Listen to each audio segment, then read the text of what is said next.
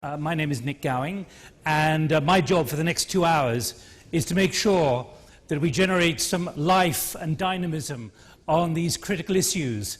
Miriam talked about soft cakes, but they really are hard issues, and we've heard from the President and the Prime Minister, and we'll hear again from the Foreign Minister, just how tough these issues are. I'd really like to, I think I'm here really, to make sure that the spirit of young blood this morning is continued with all of us here in the festival hall to get some kind of a dynamism going, a relationship between you down there and the panelists up here on the platform. And I want to keep that spirit going. I'd like to make it an accessible conversation, if possible. I think we must take very much what the President said. There are no clear solutions articulated. Could it be that here, in the next couple of hours and the next couple of days, there will be some clear solutions articulated, remembered as bled solutions? And we heard from the Prime Minister, we're at yet another crossroads, and the language became pretty bleak, as very much reflecting the kind of language we're seeing in the public space at the moment. I want you very much to be engaged, and we are going to allow you to tweet. And there will be moments when tweets will come up here, and the address will be up there shortly. So if those of you who like to tweet, which I'm sure is all of you, Tina is sitting there, and she's going to just work through some of them and share them with me so I can use them to take up with the panelists. So you're engaged. But there are other ways you can stand up and interject. And if you want to really interject at high speed on something that's been said, put 2 hands up. Or 2 cards, or a bit of paper, because I can't see all of you at the back. There's another way, which is to help me. There are a number of issues we want to get through, which I'll come to in a moment. And what helps me is if there are cards which are available from the hostesses, if you could just tell me that you want to talk, tell me what you want to talk about and the issue that you want to talk about, and maybe if your English isn't that good, but you'd like to contribute, please write down a question, and then I can feed it into the discussion over the next 2 hours. I don't want anyone to come to me at 4:20 and say, I wanted to speak, I wanted to be involved in this conversation, because it is very much a conversation which involves an exchange. So this card is quite critical, and I will move it forward, hopefully, with the tweets as well. Tina, do we actually have the address we can put up? So just to prove that we're not having you on. Right, let me set the tone for the discussion in a moment, but underscore who is here on the platform. Sand Monkey, who is the Egyptian blogger, is not blogging at the moment because fortunately he's in the air between Istanbul and Ljubljana. I'd be worried if he was blogging, but he is on his way. There was a connection problem in Istanbul. And so what we're hoping is that he will join the discussion about halfway through. And maybe we'll get a blog or a tweet or something to tell us that he has actually arrived in Ljubljana. So Richard Boucher, you've very kindly stepped in, the Deputy Secretary General of the OECD, former State Department. But I suggested that Richard join us for the next 45 minutes or so, because of the OECD report yesterday, which is pretty bleak, and Richard, therefore, is going to inject some of that into the discussion, particularly the detail which has come from Paris. The Minister, you know, and also Igor Shchegolev, who is the Minister of Telecoms and Mass Communications for the Russian Federation, who for 6 years was head of the Office of Protocol for the President, correct?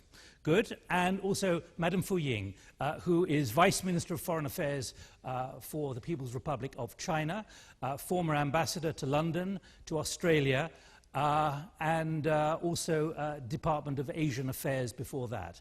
So welcome, Madame Fu, with the Chinese perspective, which has been underscored as very important earlier on in the remarks. Let me just take a couple of minutes to try and push all of us to the cutting edge of these very difficult moments. And I'm wondering if we should slightly paraphrase the title here, The Power of the Future, as the fragile power of the future, the vulnerable power of the future, the new fragility and vulnerability, where we should be asking, are the current models, the existing norms, the current assumptions still relevant, still appropriate? How much do we need to change them, and how fast does that have to happen? Old think is clearly no longer appropriate given the enormity of so many issues that are being faced. Let me suggest a bit of a structure here. First of all, about politics and political power. Are political structures, are the assumptions adequately equipped now to embrace and respond to the new realities and the obviously uncharted waters? Did we ever get out of the first dip? Are we still now in an extended dip? In other words, there won't be a double dip because we're still in the first dip. But Tim Geithner in the Financial Times today has written, the question is not whether we have economic or financial capacity to strengthen growth, but whether we have the political ability to do the right things. I throw that into the mix for the next couple of hours. And I have with me here as well the annual review of world affairs from the International Institute of Strategic Studies, published only 3 days ago. Let me use that as well as a catalyst for our discussion. It started its global view published this week with the phrase, "This was the year the pace of history quickened. Decade-old certainties have crumbled along with corrupt regimes and their oppressive security agencies this year." And overall, as they chart, we've been discovering the limits of political capacity and ability due to what they describe as black swans, stuff happening, things that were not expected. In other words, minds have got to be alert to these new uncertainties. Normally, the economic vitality and prospects of wealth, they say, and the self-improvements will constrain dissent. Now, dissent and social challenge, disillusionment, are being fueled by failing economic strength and the resulting pressures and challenges on the usual faith and confidence in governance. We saw that in Singapore a few weeks ago, delivering fantastic economic growth, as the IISS reminds us, in Singapore was simply not enough for many who for the first time voted against the ruling PAP in those elections. And the issue of money, the lack of it now, whether it affects defence budgets, social spending, roads, infrastructure, the fact that a lack of money is now a critical element of the kind of political judgments that have to be made, especially for the US globally. That retreat, as the IISS talks about it, the retreat from certain kinds of engagement, because the priority now is home, as we saw from President Obama overnight with the $450 billion package to stimulate jobs and growth, which is 50% bigger than what had been leaked in advance or assumed in advance. And finally, on the economic and financial side, I was very struck by what Robert Zoellick, the president of the World Bank, said, coincidentally when he was in Australia recently. He warned of the new danger zone that we've entered. He talked about this no longer being drama. We're moving, as he put it, from drama to trauma due to the escalating debt crisis. There's a loss of confidence in economic leadership in key countries, back again to politics, but he gave no names, and he used those words so that policymakers recognize and take it seriously for what it is. In other words, in advance of what Geithner has just said, the same kind of principle of the politicians and the political class and the political structures, can they cope with the enormity of what is happening? Finally, on the state of governance and accountability, this bottom-up challenge, the bottom-up public challenge everywhere, whether it be in Egypt, or in the streets of London, as we've seen in the last month. The accountability being forced through what we're loosely calling social media, and we'll move on to that when hopefully Sand Monkey arrives from Istanbul. So let me lay those things out, not as prescriptive, but merely to underline what the President and Prime Minister and, of course, the Foreign Minister have said. These are difficult times, and I have to say, when I arrived here, the gorgeous mountains, the rowing lake and everything else, there was a letter from you, Foreign Minister, saying these are 21st century challenges and there's an urgency. So I'd like to put that urgency onto the floor and onto the panel now. So I've taken enough of the time before the discussion begins, but I want to make sure we're at the cutting edge here. And let's now open with a few minutes, and I've said 5 minutes maximum of remarks from each of those currently on the panel. And Madam Fu, the floor is yours to rise to some of those issues that I've put on the table for all of us to discuss. And remember, if you want to come in, please get a card, so at least I have an idea of the number of people who would like to interject from the floor during the next just under 2 hours now. Madam Fu. Thank you, Nick. I always enjoy watching Nick presiding over forums, panels, but I never wanted to be presided over by him because he's very fast. I hope he's going to be lenient if I don't follow his speed. He has certainly given us a lot of ideas, and I doubt if we'll have sufficient time to go through all those rich ideas, but they are certainly very stimulating. I was also very impressed by the speeches previously made by the leaders of this country, and especially the idea about Europe at the crossroad. Is it going to be able to move forward into a United States of Europe? Great idea. Or it's going to slow down into stagnation. Actually, in China, before I came here, we just had a discussion with the Chinese scholars about Europe, and the same question was raised. The Chinese scholars said Europe cannot stop. Either it will have to move forward, or it will slide downwards.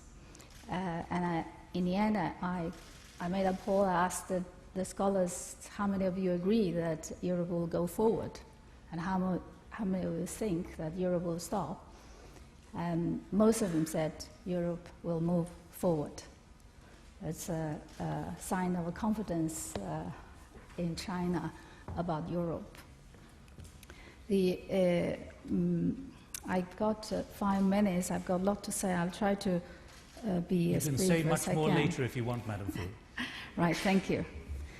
And it's a very good way of giving yourself lots of time. They're giving us only 5 minutes. Right, the world is changing, and how does China see the changes, or how rather I and my group see the changes? There's a strong belief now that the world power is shifting from west to the east. We tend to disagree. We don't see power shifting that way, like soft power mentioned by the president. The soft power of the West is obviously being hurt, but you don't see the East picking it up.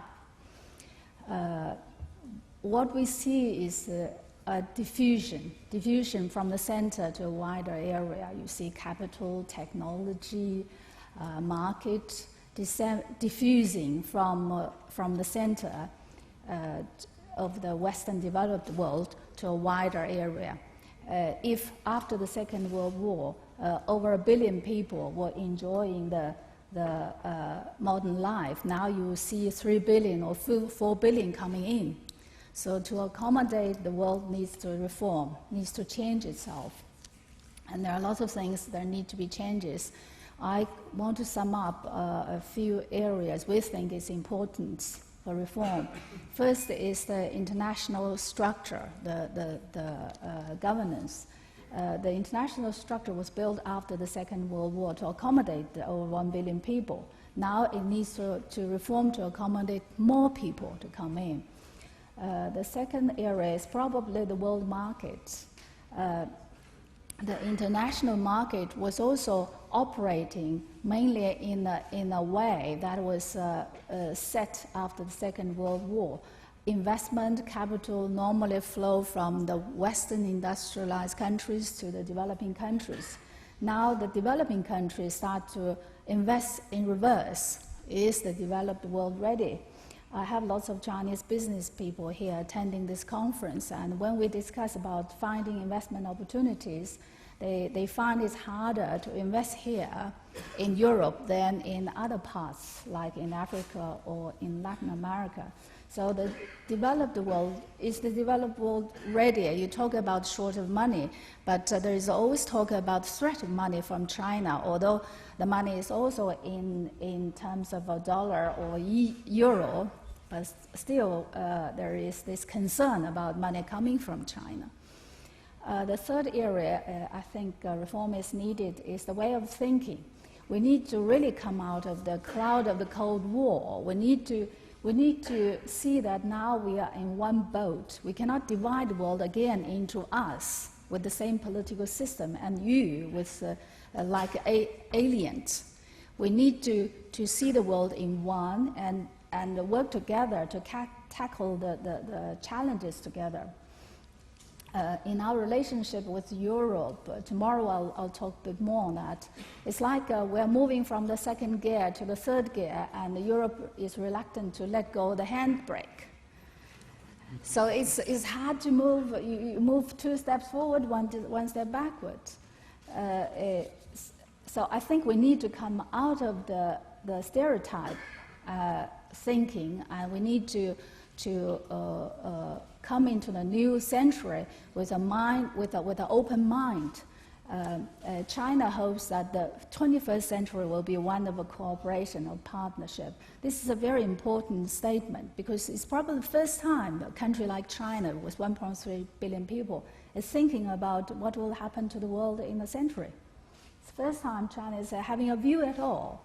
And China is talking about if China can make any influence in the 21st century, it will be in the direction of a partnership, of cooperation. And if we can achieve that, it could be the first in mankind. Because looking back at the previous centuries, every century was plagued by wars and conflict. And can we have a new century of a partnership? Well, I think there are 2 keys. One is in the hands of the developing countries, the newly emerging countries. The other is in the industrialized Western countries. We have to work together. And that's my message. Thank you. Thank you, Madam Fu.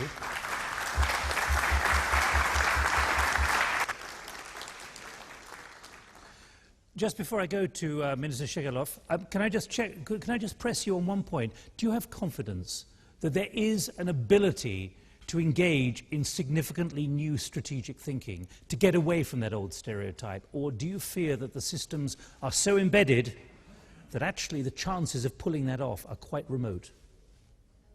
Microphone. When I was interviewed by a German journalist, she's a lady, we had very good discussions.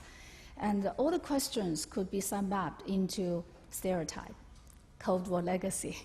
She admitted that, but she said it's very hard for them to come out of it because that was probably the last sense of superiority they still keep, or they want to keep.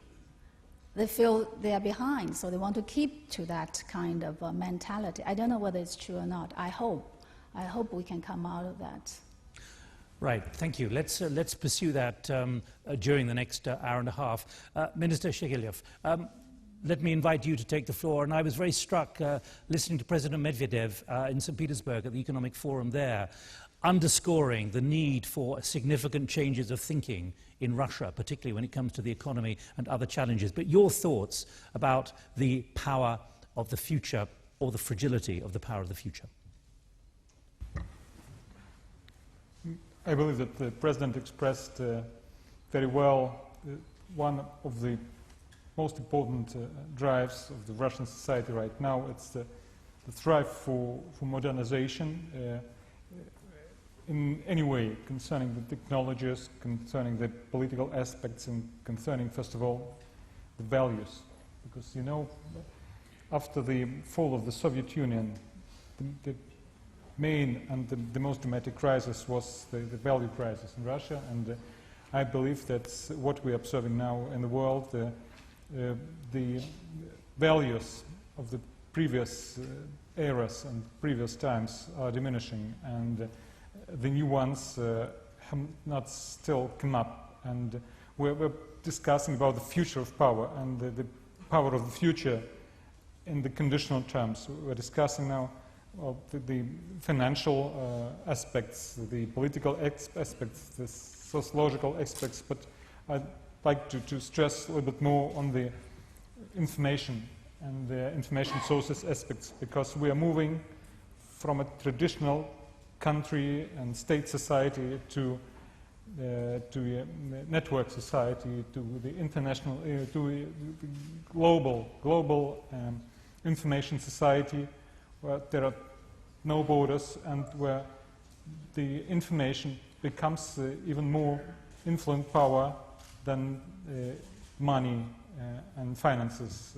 were in the decades before. We can observe it and we have observed it in the last few months stronger than in the decades before. the power of the information and the power of the new technologies. They do have impact not only on individuals, they have impact on entire countries, and they do have impact on the cooperation and between the countries and on the global picture as a whole. So if you allow me to, in the course of the discussion, to go a little bit deeper into detail, I'd like to attack the problem of the future of power and the power of the future from information side. Give it to me now. Let's put it on the table right at the beginning. Give me 2 or 3 minutes on that. Yeah, absolutely, absolutely.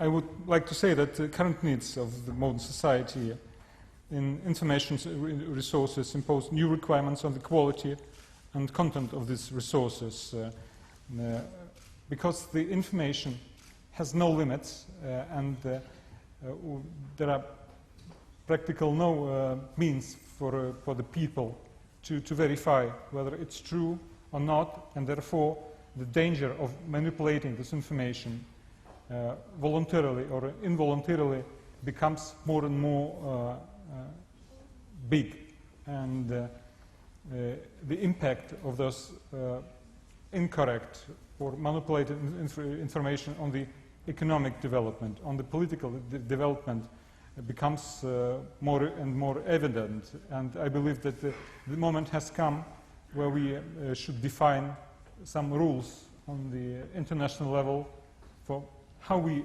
tackle this problem, because until now we believe that there should be no rules in the information society, in the global information society. We believe that it can develop by itself and develop its own rules, but we see that very often, thanks to this absence of rules, violence appears.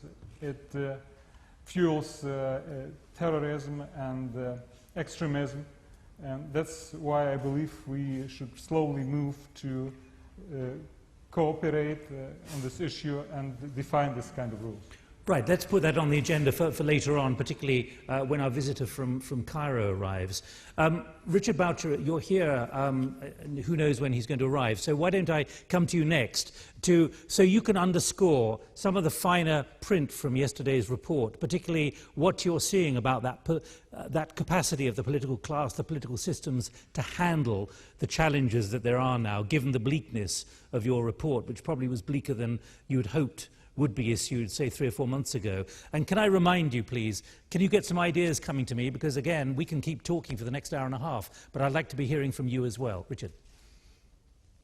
Thanks, Nick. I can't keep talking for the next hour and a half, so I'll try to keep it short. But thanks for having me, and it's a good moment for me to do this, because we did come out with the OECD interim assessment yesterday, and it looks primarily at the G7 economies, but uses that to sort of look at the state of the world. And it is worse than people feared. It looks like the major economies are stagnating, that growth has come to a halt in the early part of this year. Looking forward, the estimates are all under 1% for almost all the economies in terms of what kind of growth to expect. China has eased. Chinese growth has eased. Now, that's not a bad thing. That's something they were trying to do on purpose. But there's also some weakness in Chinese manufacturing that's, I'm sure, of concern to Chinese authorities. And it's a possibility that there will be negative patches as we go forward, negative growth patches, backsliding. Trade stagnating, cost of containers is down. That tends to be an indicator of what we might see going forward. But I think when we talk about this, it's not the numbers, really. It's the scale of the problems and the ability to deal with them. And the first factor that you've got to look at is confidence. Confidence that governments will deal with the problems, confidence in people's own lives that they're going to have jobs, that they're not going to lose their job or lose their house, confidence in business that they can invest and have markets when their products are ready. And that kind of confidence is the main thing that's lacking, and it's the ability to deal with the problems, the ability to do the right thing, as Tim Geithner was saying. That's, I think, the chief thing that we're all looking for now. Even with limited budgets, and everybody's got very tight debt situations and limited budgets that they can spend, maybe some room for stimulus in some economies, but not everywhere. You've got to look at sort of making smart decisions about how you invest. Do you invest in infrastructure or education or training or active labor market reforms? You've got to make structural changes like removing regulations, opening up channels for jobs, for markets, making changes in the way your economy is regulated and run. You've got to do very targeted social decisions. You've got to take care of the poorest and the people who are suffering at this moment, but you've got to have a targeted unemployment system that encourages people and helps them go back to work. You've got to contain health costs with aging populations in many of our societies. So there's really difficult decisions. They're not impossible. We've made them before. But the question is, are we going to make smart decisions now, or have we somehow lost the ability to do that? I still have the belief that we can do that, although there's no objective fact that I could point to that would make that an accurate prediction. But the U.S. has got to deal with the deficit problems. Europe's got to deal with the debt problem. China's got to deal with the whole question of rebalancing the economy that they've laid out in the 12th five-year plan. These are really big issues. But China's made big decisions before. Europe's made big decisions before. The United States has made big decisions before. So question number one, can we make them now? Those are internal questions, as the President and the Prime Minister pointed out. That's what's happening within economies and societies. It's probably most important right now to the future of us all. The international question then becomes, can we do this in a somewhat compatible and coordinated manner? And that's where the G20 and the upcoming meetings of the G20 is worth watching, because that's where coordinating these things, if China does what it has to do and the U.S. does what it has to do and Europe does what it has to do, where does that lead us all together? How do those things interact? And that's, I think, something that we're looking for the G20 to do. Can I just press you, because I think this is where we can open it out among the panel and you as well, about picking up on what Geithner has said about the political ability, and you seem to be saying exactly the same thing from your position in Paris. And we actually did a televised debate last year at the OECD with the Director General, talking about the problems of manpower around Europe's skills and everything else. The fact that the political class don't seem to be able to tackle this without worrying about the political downside and worrying that the toolbox is really rather empty. Everyone's looking around for ideas. So do you see in Paris a toolbox which has clear tools which can be used at the moment or not? They're not magic tools, and that's part of it. Just basic tools, not magic tools. Yeah, we do have the tools, and we do have the mechanisms. We know what structural reforms are, we know what a stimulus is, we know what monetary policy is, although not a lot of space there. The issue is the political decision-making process. And that's more uncertain. Now, I'm a big fan of the Churchill quote. He said, Americans always do the right thing after they've tried everything else. And we're still in that phase where we're trying everything else. Some of these problems may have to be solved not by incremental change, but by big changes, like the Prime Minister was talking about the United States of Europe. We've innovated in business, we've innovated in technology, and maybe it's time to do some of these big innovations. But that was 70 years ago about the United States. We're now talking about a very global economy with vast numbers of nations, small, large, medium-sized economies. Do they have the capacity as well to rebalance? As I said, in my view, and I think largely the OECD view, I can't say that we have that many views on politics, but it's what each of us does to solve our own problems that matters most right now. And if we do those things, then yes, we can coordinate. If we don't do what we each have to do, then we've got it causes everybody else serious problems. All right, well, let's have an exchange among you and also out there as well, among the delegates. Minister, you've been sitting there as a politician listening to the criticism of the political class, the political ability to understand the enormity of what's going on, but also then to have solutions which can produce sustainable stability and therefore growth. Within these four walls, can you share with us whether you feel confident among those you sit with around tables that really there's not only the determination to grip the problem, but the understanding and the capacity to do what's needed? I think we are there in order to find solutions and in order to find the way forward. And I think that there is the right awareness, if I talk for the European Union, where we discuss mostly among the ministers. I think there is awareness about the challenges that you spoke before, and I can add in a few more challenges that we are confronting. You're speaking about economic challenges and political challenges. There are also, of course, environmental challenges that are enormous. You know, we live in the time of tsunamis and floods and burning oceans and erupting icebergs. I mean, there is an environmental crisis. There is crisis coming with the climate change linked to water, energy, and food. So there are a lot of challenges that are coming. There is a challenge of migration. I read that in 2008, half of the people already live in in the cities of the world population, which brings certain challenges with it. What I'm trying to say is that there are many challenges that are global challenges, and the problem of handling the situation, of giving the guidance, is that you have global market on one side. On the other side, you have national institutions dealing with the problem. You don't have global governance or functioning global governance.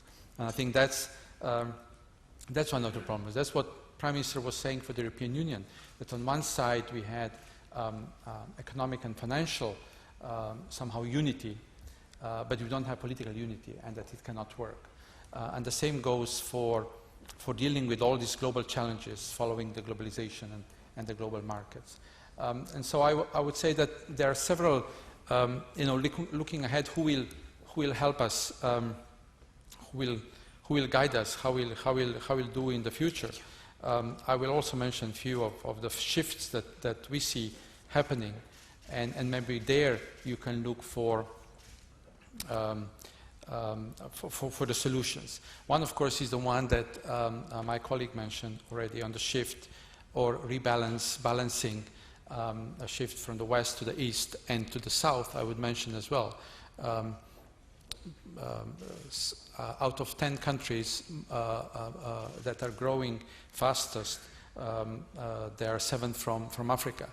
So South we should include in that as well. So you have some kind of a shift or balancing, I would say, between West and the East. You have at the same time world becoming much more multipolar. So you have many more players on the world stage. Brics, of course, but there are already a second tier coming to the Brics.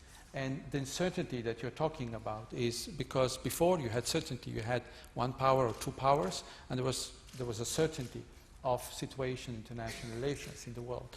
Now you have so many players, so many powers, and here also comes the uncertainty: is how is this new system going to work?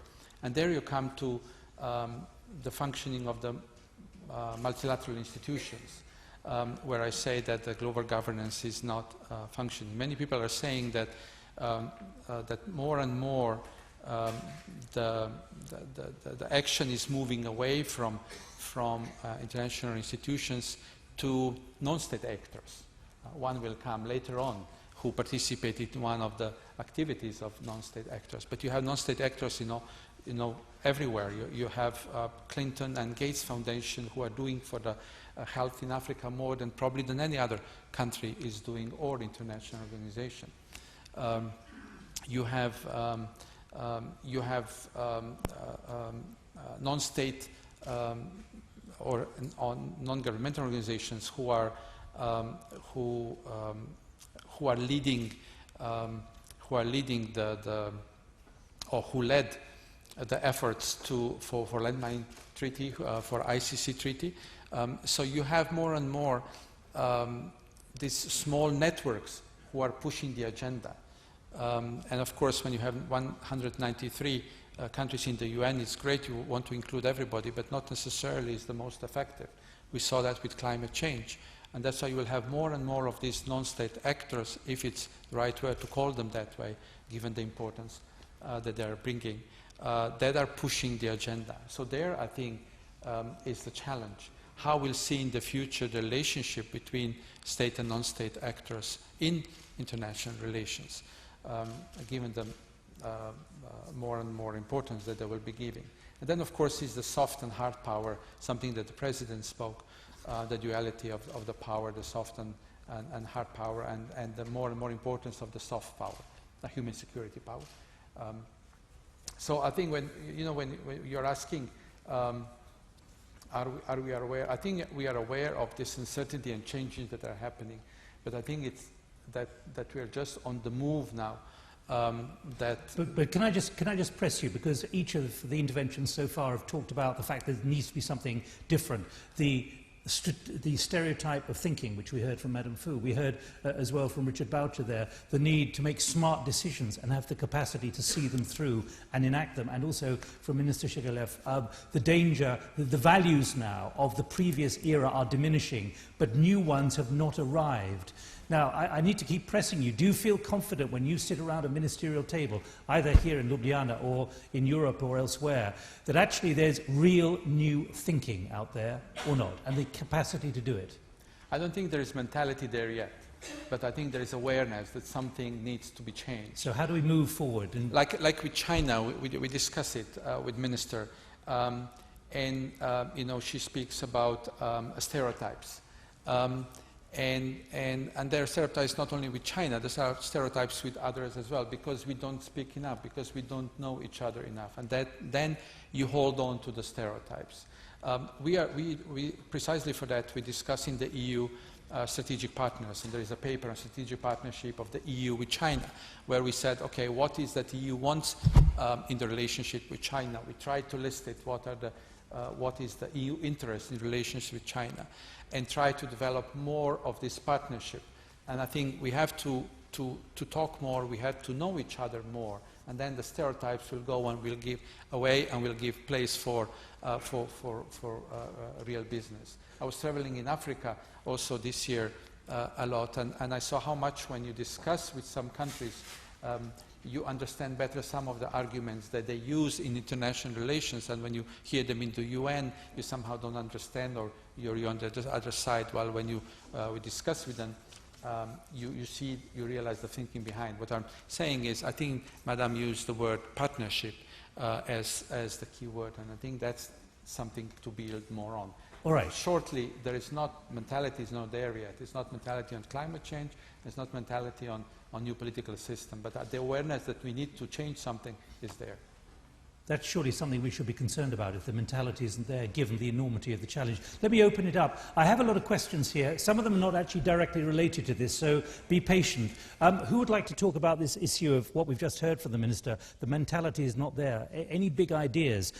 And it would be helpful if you're filling in a card, if you could put your name on, then I can ask you to speak directly from the audience. Because there is actually one question here, which I have to say I can't fully read, so I might not get it right, which starts, does not the process of de-verticalization, the replacement of command and obedience, restructure the concept of power? Who actually wrote that? And would you like to actually put that question, please, yourself? I'd much prefer to hear from a human being than a card, if possible. Can we get the microphone in there?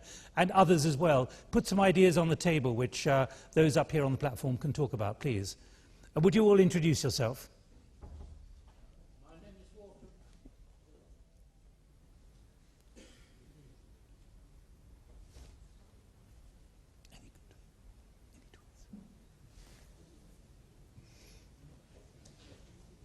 Anyone else got a microphone and like to speak?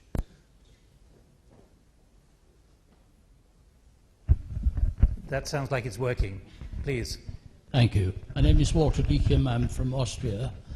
I'm working right now for the United Nations, where I started my career and also diplomat and academic, in fact.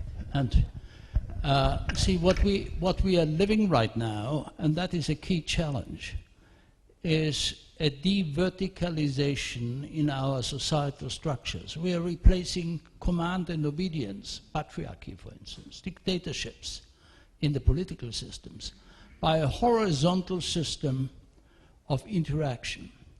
And the challenge, in fact, that President Türk also raised is that freedom and sovereignty are related with responsibility. And the realization of responsibility is related with values. The key soft power for the 21st century is the sharing of objectives and values. And the question is that this relates exactly what you, Foreign Minister, just mentioned, is what values, what capacity to share objectives do we have to address our agenda in terms of fractal management, where objectives are key and a multitude of actors and partners have in implementation. Thank you. Anyone else like to come in? Please, down here, the microphone. Anyone else as well, so we can get the microphone to you quickly in advance. Anyone else after this intervention? Please. Just as the agricultural... Could you introduce yourself, please? Oh, I'm Jerry Glenn. I run the Millennium Project, look at the future for a living for the last 40 years. Just as the agricultural age underestimated the industrial age, we've been in the process of underestimating the information age. 30% of the world is connected to internet, which means that 30% of the world is connected to 30% of the world, which means that we can have people not looking for jobs, because there won't be enough, but looking for markets, for how they can make a living on internet with all of their various skills rather than going somewhere for jobs. Will be tremendous job growth in the information services, the biological revolution, the change of the energy base of the world, the change of the food base of the world, but it still won't be enough. We can have people trained and learn how to know who they are to make a living on internet, to be self-employed, because there won't be enough jobs. If there's not enough jobs, then what's the alternative? Self-employment is one of those alternatives. That's not the whole answer, but that's part of the answer. What about the capacity of the political class to understand the enormity, just picking up on some of the points we've heard, stereotypes, the need for smart decisions and so on? Do you have a view on that? Sure. We're creating much more of a self-determining culture around the world by people putting themselves on internet their own way. They're not going through and they're not expecting all the answers out of government as much as the previous generations. So that transition is already in place. Right? Now, what government can do, especially the EU could do, is to say, okay, let's get those retired people who now make a living on internet, have already shown how to do it, and have them train the people who are 50 years old now, so that when they do retire, they can still make a living and still pay taxes and do something useful. All right, let's stack up some of these ideas, please, across here in the middle of this third row.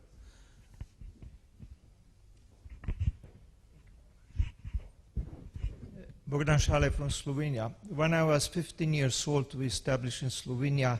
Which sector are you from? You're from Slovenia, but which sector are you from? Well, I'm from Slovenia. I am working at an international organization, ICPA. We established youth clubs of United Nations. And my generation, even the President of Republic, Türk, was later on Secretary General of these youth clubs, UN youth clubs. And we trust very much at that moment, my generation, in the UN. And what will happen with the UN? Where is the next reform of UN? It's still the organization that we can trust. Okay, I'll put that on for later. Right, well, look, we've got two important points here. The de-verticalization of the command and obedience structure. In other words, the way power is exercised, whichever country we're in, has changed dramatically. And that idea of the self-determining culture. In other words, it's no longer just top-down. Are you feeling this in China at the moment, Madam Fu? Thank you. Certainly with the development of internet, with the active participation of people on the internet and for policy making, there is a huge challenge for all governments in China as well. In China, we have 400 million internet users and 100 million bloggers. With the latest, I think it's been a few months since the Chinese version of Twitter Weibo has became popular. 200 million Weibo activists have been really supervising or watching over the governments. I think for all governments as diplomat, I realize even for foreign policy, the government is given shorter time now to react, to resolve problems, because people are really almost at the same information level with the government. When you are having a meeting trying to decide what to say, the public is already saying on your behalf. So I think it's really a new challenge for the governments to be able to catch up with this moving of time. Maybe in the Western society it came earlier, but in China it is coming with a stronger force, stronger momentum. And of all the changes, it's the human dimension which is most important. And for all government, I think the judgment of a government, whatever political system it is, the final judgment is, can you respond? Can you provide? Can you resolve problems?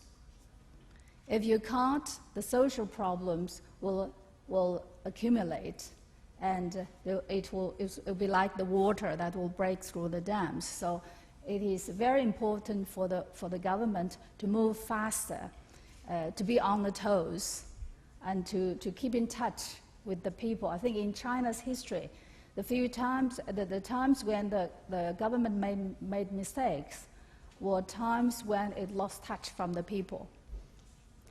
And when it is successful, it is because it's keeping very close touch with the people.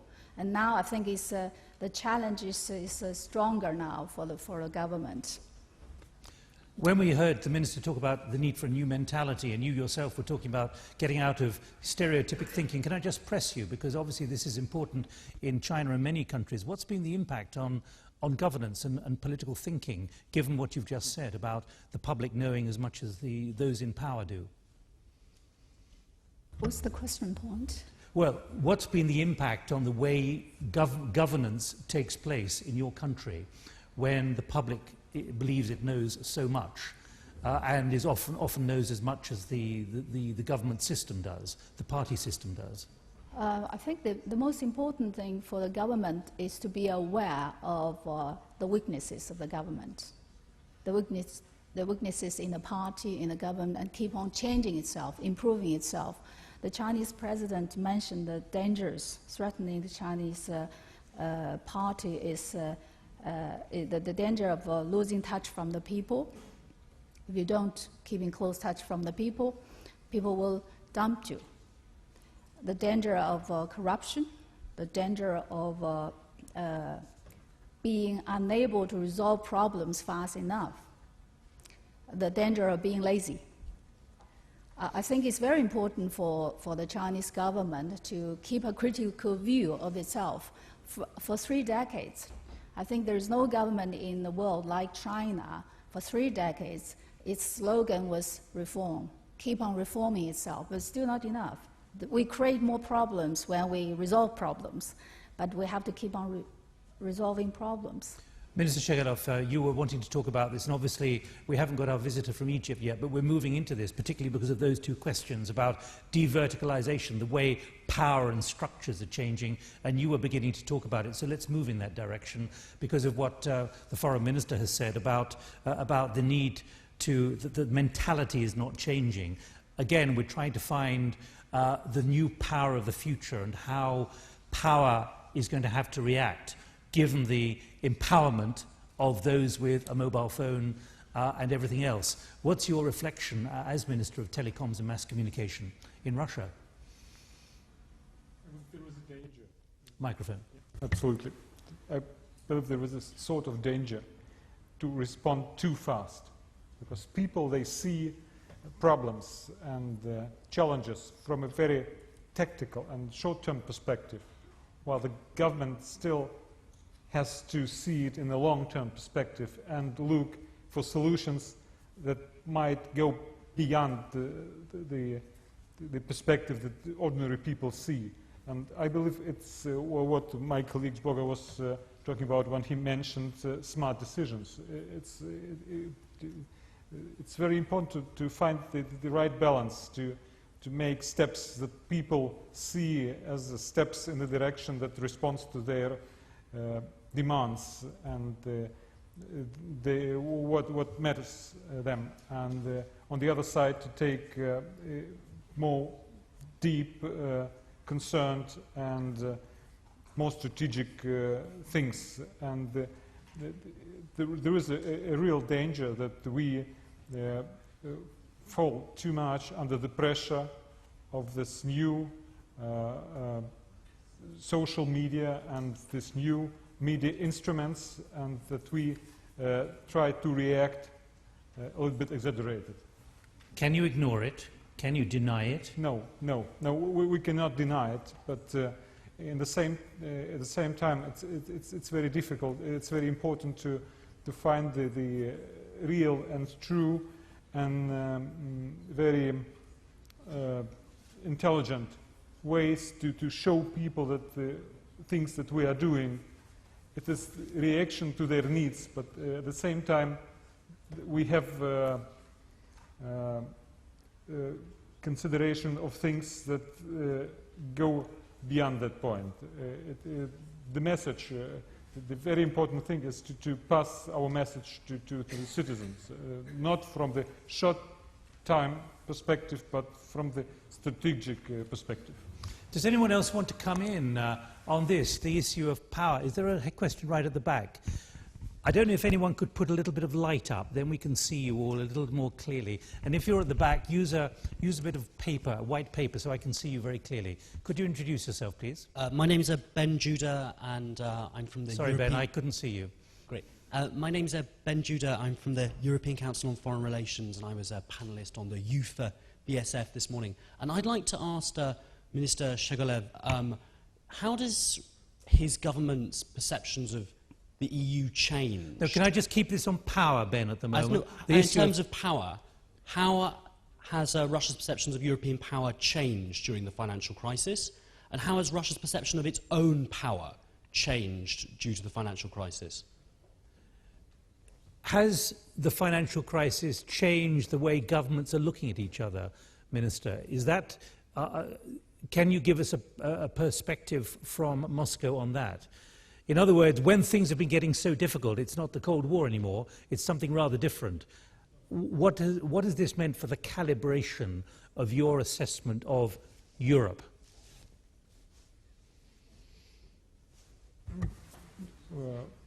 I believe that during the crisis we looked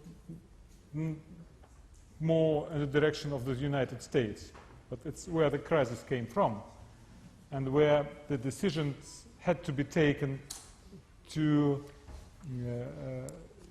put probably the development in the right way. I believe that it was the first time Russia or Russian citizens discovered, and it was new, that the American government was mistaken on some strategic, monetary and financial issues. It was a very crucial discovery for Russian public, and it was for the first time that Russia realized that it finally became the part of this global world, that even changes or the things that happened on the American financial markets were able to impact Russian economy in a very strong way. Thank you. Madam Fu, you're going to be talking about the EU and China tomorrow, so I'm going to keep that on hold for your session tomorrow, otherwise we'll have tomorrow's session today. Richard Boucher, is there anything in the paragraphs of yesterday's report about the danger of the public response in this crisis? I mentioned at the beginning the kind of assessment there was that many governments can get away with certain policies if there's economic growth and things are looking relatively positive. But actually, when things are looking difficult, and they're continually difficult, then there's a problem for politicians about getting re-elected. staying in power, and also maintaining stability. Does that come into your calculations at the OECD? No. All right. Excuse me. I mean, we don't, if the chief economist... It's hard enough to make economic predictions, and our data shows actually that even our economic predictions now are more uncertain than they are in most times. So it's the political implications of that are, you know, that's for another class of people to try to do, and that's much more speculative. But let me just say one thing before we bring on somebody who can talk about the on the ground stuff. This spreading of power, this spreading of prosperity, other countries, other people in society, this is a wonderful thing.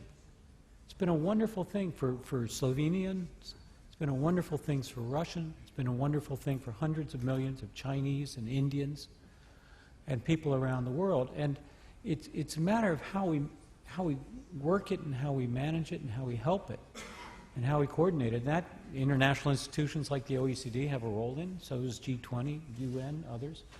But we want to keep this rolling, and we want to keep it rolling for everybody, for the women in society who are getting empowered, for the people who have been left out. We're doing a lot of work right now on inequality and inclusive growth. How do you use your tools to make sure that you don't move one group of people ahead and leave the rest behind? So it's not so much an issue of sort of coping with a wave crashing on your head or tsunamis. It's an issue of, you know, how do you surf the wave? And that's what we have to do, and that's why it calls upon smart decisions and smart choices. But again, even though there's nothing in yesterday's report, how much of a restraint or constraining factor can this be? If things are going to get so difficult for such a long time, you've got to carry a country with you, as we've just seen in Singapore. You can have growth, but actually people start voting against those in power. Could this in its own way make it even more difficult to manage this? Because one of the questions up there was about non-state players and the new roles. This has just come through on a tweet about the role for non-state actors in this. And of course, anyone who's a tweeter or who's got that power of their mobile phone could be seen to be a non-state actor, even though it's asymmetrically very small. Sure, but they're not going to be able to do. I mean, you can't make policy in 160 characters.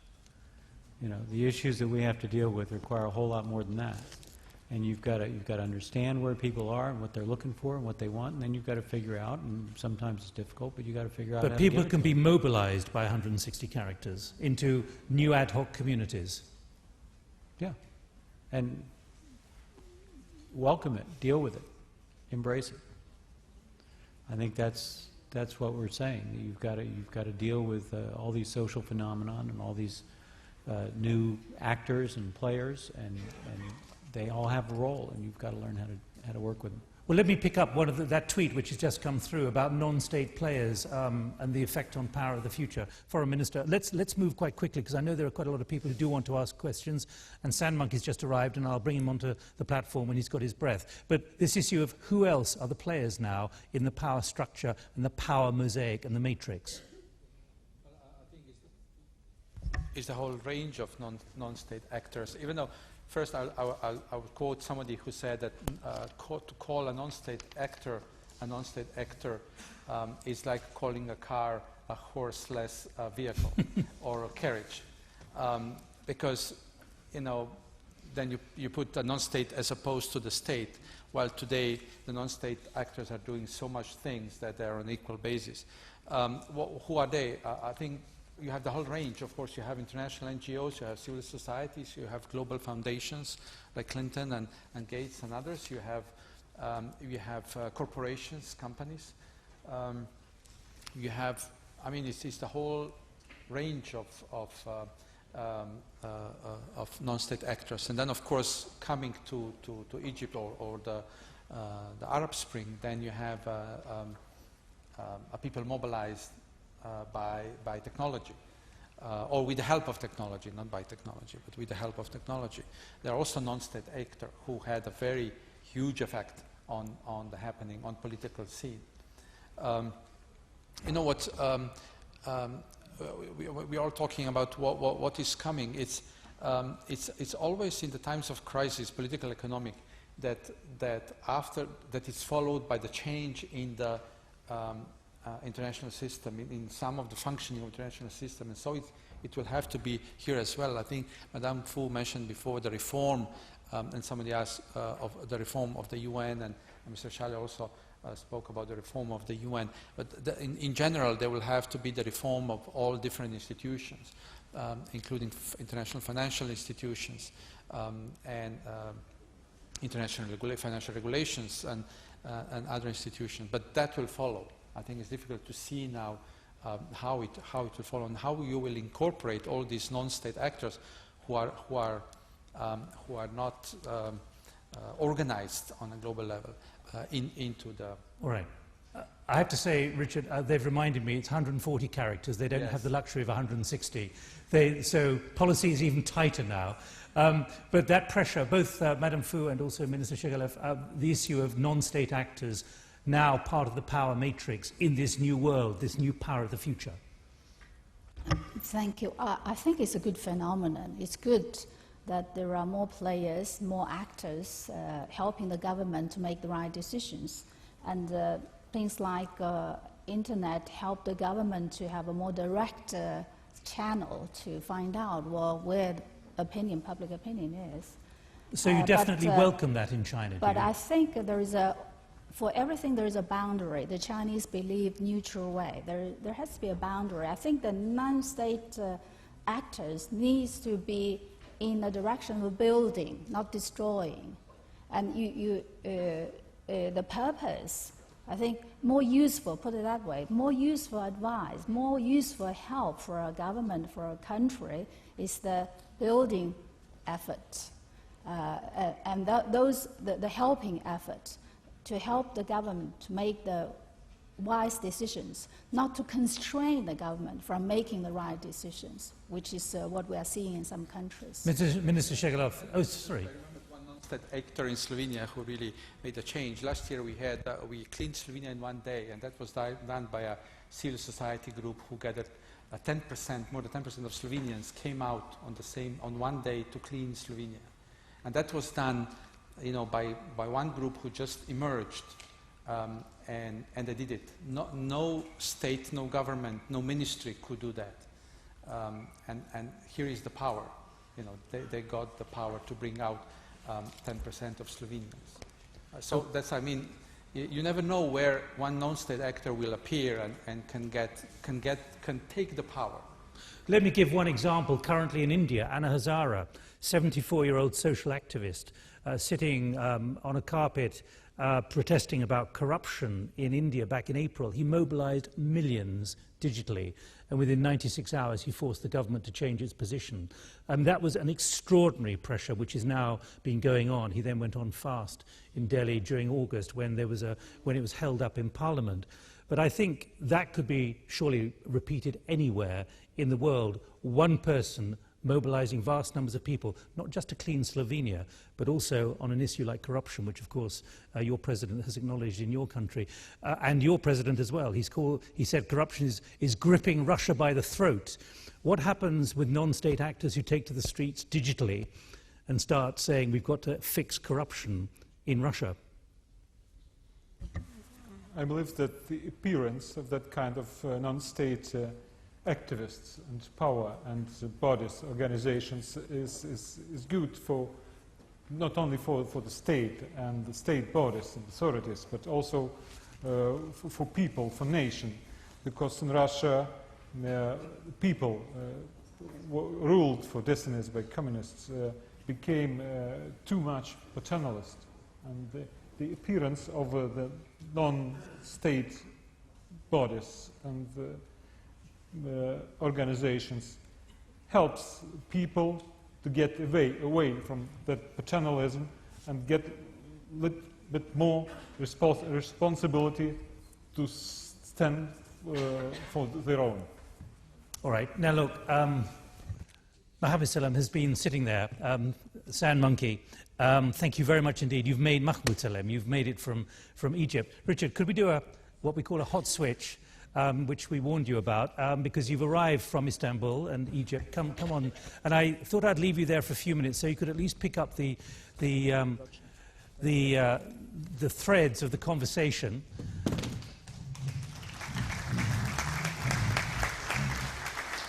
Richard, do you want to sit there? And I hope you've picked up the threads, because we haven't gone down a particular avenue at the beginning, but we have now moved towards, partly pressured by questions, the issue of the accountability of power. And obviously what you've been through in Egypt, and you were, of course, beaten by police. You are an Egyptian blogger, and I did look at some of the blogs about you. I've relied upon you as a sane voice in Egypt. Now go and be a Thomas Jefferson for Egypt, was what one tweet said. You're probably embarrassed by that. I had goosebumps. Your words are inspiring and full of hope. Long live the revolution, long live Egypt. That's what I picked up off your massive tweet trail. But I hope you've picked up the theme here, particularly the recognition, including from Beijing and Russia, and also Slovenia as well, of just how profound the challenge is on power. And before I think you entered the room, we had the foreign minister saying that there's still a problem, even in the European Union, of changing the mentality, given the pressure now from the public and the expectations from the public.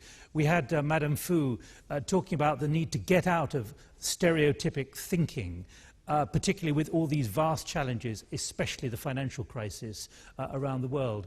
And we had the minister from Russia talking about the values of a previous era are diminishing, but new ones have not yet arrived. From your perspective, being in this digital space and what you've been through at such high speed, particularly in January and February in Egypt, what's your reflection on the impact on power, not just in these countries, but elsewhere as well? Well, first of all, I'm happy to finally have made it. We did discover you cannot, though, blog on a plane. No, I can't. I guess the thing that we're dealing with right now is the change in not power structure, but how people participate in the government, in a way that there is now more of a civic check on the way the government operates. And there are many ways this has happened, whether through pressure groups, whether through civic movements, or even whether through things like Anonymous and WikiLeaks, if you're willing to say that. So what we're seeing is two factors, basically, that we're dealing with, which is, number one, the role of whether the age group in the country that affects it, and the social status of the people who are utilizing this technology. In many ways, people have always been calling for their citizens to be more engaged in their democracy. And now the citizens are doing that. And the citizens are doing that because in every country there is medicorum of corruption and medicorum of nepotism, medicorum of a number of issues, basically. And the governments, for better or worse, have assigned the citizen a role of just vote for us and we'll manage to carry it through, while the citizen can do much more than this. What we're noticing is that it goes differently from each different country. Like, for example, in China, there is now a new microblogging website. It's huge. It's called Sina Weibo. Yes, and it has over about 140 million users. And they were very big on pressuring the government in a very specific case regarding two-way roads like hitting each other and stuff like that. Now, I see this as being constructive, and I think it's very interesting to see that happening in China, because you're not seeing the Chinese people calling for revolution or uprising, something like that. They're just calling for a very constructive way of actually moving the country forward. And in that sense, it's a good thing. It's a good thing that what we have seen in our country, which is that everybody recognizes where a problem lies, basically, whether it's a small problem or a big problem in terms of corruption or inefficiency. And what you end up having is lots of people actually joining forces on different ends and different fronts to actually tackle the problem. So it's kind of like open source programming, in which everybody's just trying to remove the bugs in the system. Of course, this relies on the honesty of the people who are doing this, and lots of times that could be misleading, so that's where the issue lies. The other thing is the level of education or the ability or the access to technology. The more easier and cheaper the technology becomes for people to get online, the more able they are to access lots and lots more information. And even the access to that information kind of puts you more towards the lower middle class or the middle class than it is from the lower income status. That change in itself, and that's the pattern we have been seeing, is that lots of the push for revolutions, or like reform or protest is coming from middle class. It's not coming from the lower classes. You know, actually, it's usually pushed by the middle classes, and so it's your bourgeois.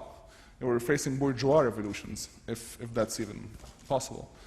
And it's interesting because that's basically the segment that usually is considered like, you know, the least involved in the government, the most apathetic usually, or like the more resistant to change than anybody else. And now they have taken up that responsibility, and the more a country becomes more affluent, for example, the more it adds people to their middle class, the more likely they are to face that issue of the citizens being more engaged and more demanding a role in their government. I think we're living more and more in an increasingly dangerous world. I think for many people the future carries more of a threat than a promise. And I think people are freaking out, for lack of better words. I think is that because of the economic situation? Not just because of the economic situation. You're just talking about Egypt here, are you? I'm not even talking about Egypt only. No, it exists everywhere. That's the rising xenophobia in the world, for example, where you see lots of people just, let's keep everybody else out. We need to, like, we have our own problems. You know, the international economic situation, the way US affects China, even the way the EU is facing like its own financial crisis due to the euro. So I think many people are worried about the future, and that's getting them to be slightly more alert and slightly more reactionary. I think what we need to do is find a mechanism in order to include those people and, you know, get them into the decision-making process, because sometimes the government does have the best people to do the job, but sometimes they don't. Sometimes nobody has monopoly on ideas. And I think that having those mediums, besides being a way to communicate with the government, besides being a way to actually test the public mood, besides being a way to mobilize people into action or to resolve solutions, it's also a fantastic way to present new initiatives and solutions in order to make the country that people live in, you know, a much better country, and the government a much more efficient government. Could I just press you? It's obviously 7 months now since what happened in January and February. Indeed. Your former president's on trial in a court on a stretcher, along with other members of his family, his 2 sons and so on. But just bring us up to date, because obviously the news framework has been taken over by Libya and Egypt, and therefore most people are probably not as familiar with what has happened 6 or 7 months into this rolling reform, change, awakening, or whatever. How much is the military leadership, Field Marshal Tantawi, how much are the military and those who are currently in this transitional phase listening to the view from the digital street, or not? They're not very big on listening. They do have a Facebook page, though, in which they communicate to the public with. And successfully or not? Successful? Well, it depends. We do have the dubious honor of being the first country to ever fire its prime minister on Facebook. You know, our media, our state-owned media actually had, when they went and announced it, they were like, and according to the Supreme Council of Armed Forces Facebook page, you know, the prime minister is now fired and we have a new one. Can you see that as a precedent for other countries as well? I think it's very interesting. I just think... Is that the way cabinets are going to be made? I hope not. No, I honestly believe they're just trying to be hip and cool and with it. I don't know. But the issue lies in the idea that you have a military institution overseeing a democratic transition, and nothing in a military institution actually carries the values of democracy in it. You know, it's very much, it has to be by its nature, by its function, it has to be an authoritarian, you know, system. So it leads to problems because you have many people who are very old, and make no mistake, a lot of this is a generational issue. Like, you are bound to see more upheaval and more unrest in countries that have a higher birth rate and youth population than you are in countries that have negative birth rate and negative birth population, which is why lots of Europe is far behind in terms of social media utilization than, for example, you know, South America or, you know, countries like Egypt and North Africa. It's very connected. So what we have in Egypt right now is the youth pushing for more and more and more change. and the military council blocking the effort or trying to do something else. Because basically, they were always part of the system, always part of the regime, and they see it's a lot of their benefit to maintain as much of it as possible. But keep on the dynamic of the digital pressure or not? Not just digital. Today actually is the return to Tahrir. They're pushing again. They're having lots of demonstrations all over the country, specifically because of the new parliamentary election law and number of is the digital environment critical for that, mobilizing people? And mobilizing it is definitely, but I think, here's a misconception about this. In Egypt, this was an individual revolution. This is not a social media revolution and such. So you had to put the plan and the goals and something on some sort of on Facebook or on social media, because it wasn't like Al Jazeera would announce on Friday we're going to have a revolution. Here is its goals. That's not going to work out. And when they cut off the internet and they cut off the communication on the 27th, we still managed to find each other and go out on the 28th. And for the following 5-6 days. And it's because when it comes down to it, human beings are actually social networkers by nature. Most of those websites are actually designed in order to help us either connect with each other or to prevent us actually from socializing with each other.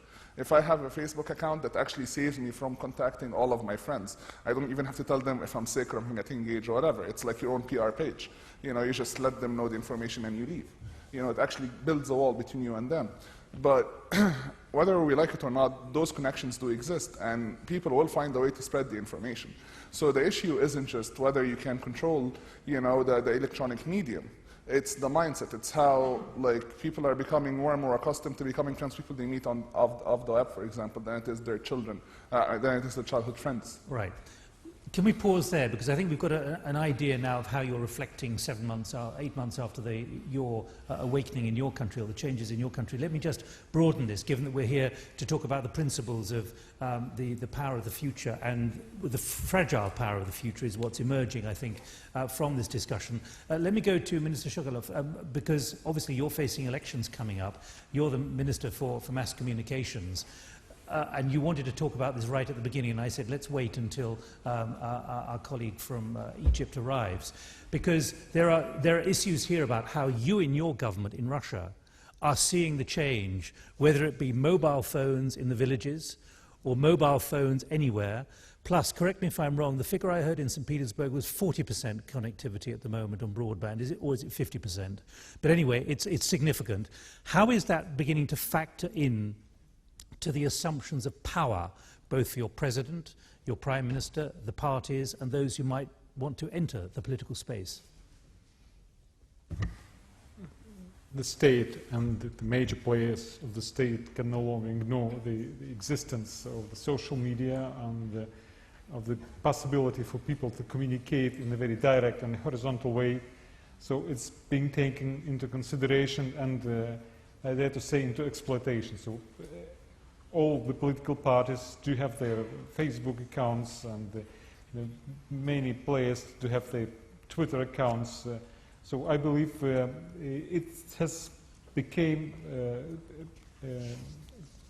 integrated part of the game. So it is a very important channel for the connection, back connection between the political class and the political parties and the people.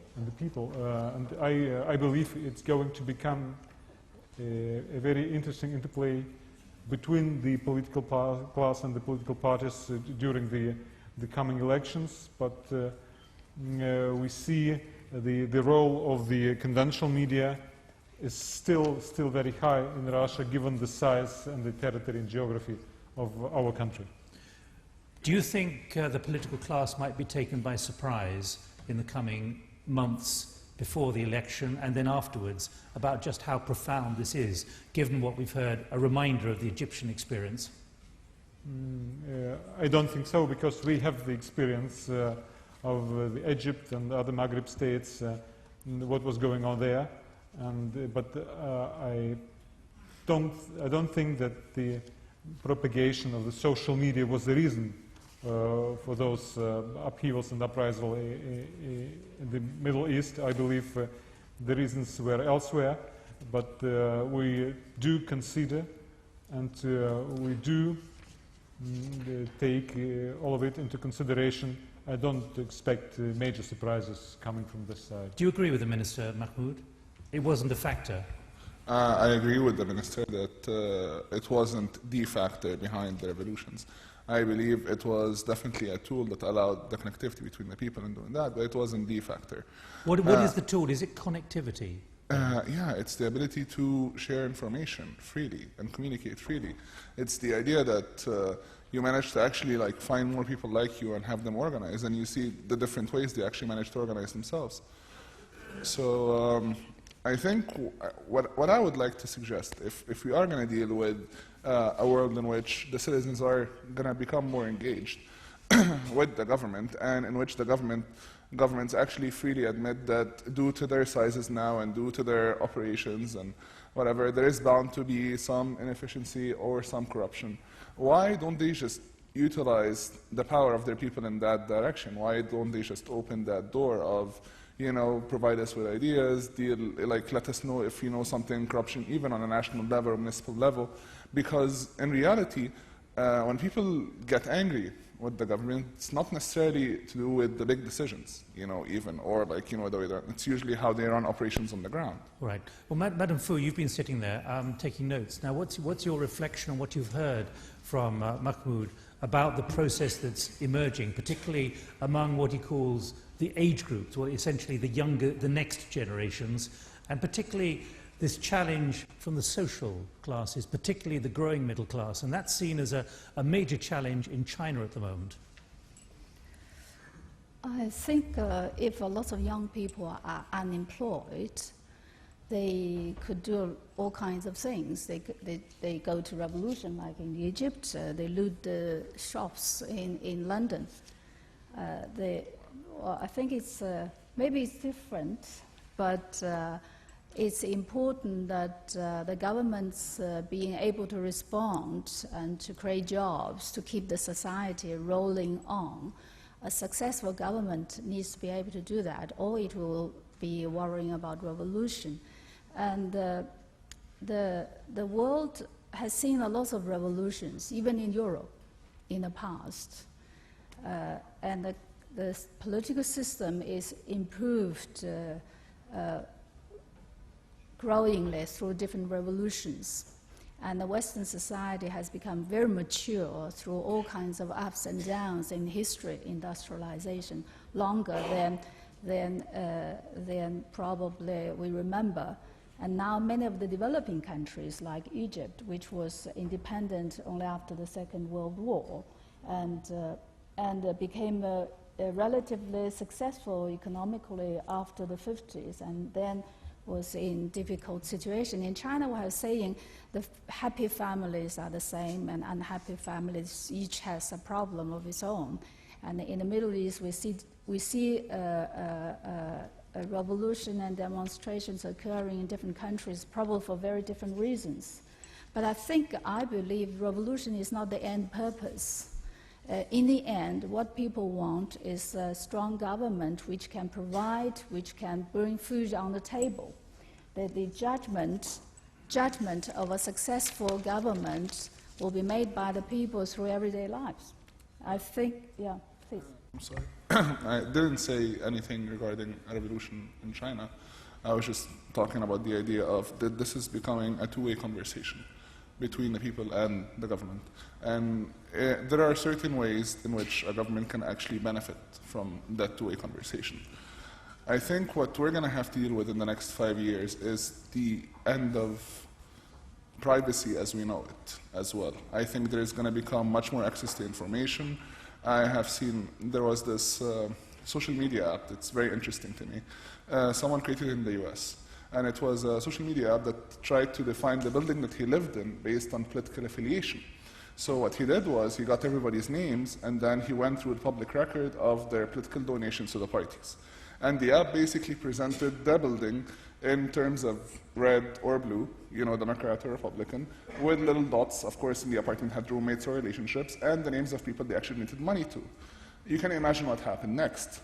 The whole building tore itself apart. The neighbors stopped talking to each other, relationships ended, roommates moved out, and it's because that information became available. More and more information is going to become available. Augmented reality is going to become more and more available for us in the next 2 or 3 years, in which all the information that is collected about a specific area or geotagging or whatever is going to be available to the people at an instant. You're having people creating contact lenses that are going to allow you to serve the internet. So we are going to deal in a very brave new world very quickly, very soon, and we are going to have to deal with the idea that we might not be able to maintain the current power structure, to maintain the same idea of secrecy or privacy or the way we operate, you know, for the longest time. And that means that there might have to be more conversations, more two-way, more transparency than there used to be before. That is not something that's going to be accomplished by people going to the streets. That's just the natural way things are going to evolve. Okay, Mahmoud, thank you. Look, there's half an hour to run. Cards have stopped for the moment. Would anyone else like to come into this conversation? Because it's moved in a particular direction, particularly since Mahmoud has arrived from Egypt. There are 2 or 3 other issues which I have here, but would anyone else like to come in on this particular point, please? I can see a hand waving there. Anyone else? Don't sit on your hands, because in half an hour we will be having tea and coffee, I think. Thank you. Daniel Rebol, rector of the University of Maribor, so academic.